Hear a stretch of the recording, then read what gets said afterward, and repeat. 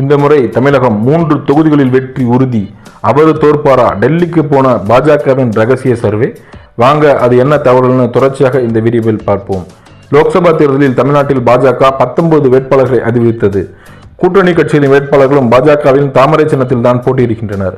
தமிழ்நாட்டில் பாஜக ஒரு சில இடங்களையாவது வெற்றி பெற்றாக வேண்டும் என்ற முனைப்பில் சீனியர்கள் பலரையும் களமிறக்கியது.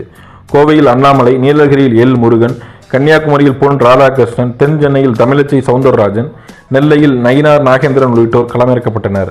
பாஜகவின் சீனியர்கள் போட்டியிடும் சில தொகுதிகளில் வலிமையான போட்டியர்களும் இல்லாத சூழ்நிலையும் உள்ளது.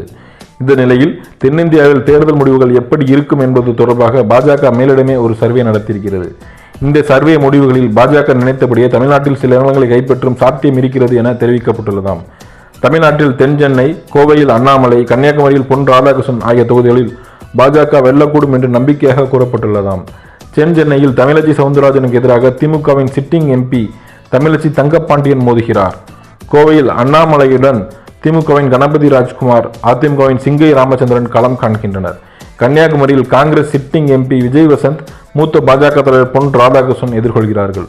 திருநெல்வேலி பகுதியில் பாஜகவின் நாயின நாகேந்திரன் வெல்வார் என கூறப்பட்டாலும் அதிமுக, திமுக, காங்கிரஸ் கட்சியின் கணிசமான வாக்கு வங்கி அவருக்கு பின்னடைவை தரக்கூடும் என அந்த சர்வேயில் தெரிவிக்கப்பட்டுள்ளதாம்.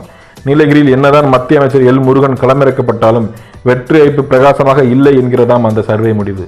கேரளாவில் திருவனந்தபுரம் லோக்சபா தொகுதியில் பாஜக வெல்ல வாய்ப்பு இருக்கிறதாம்.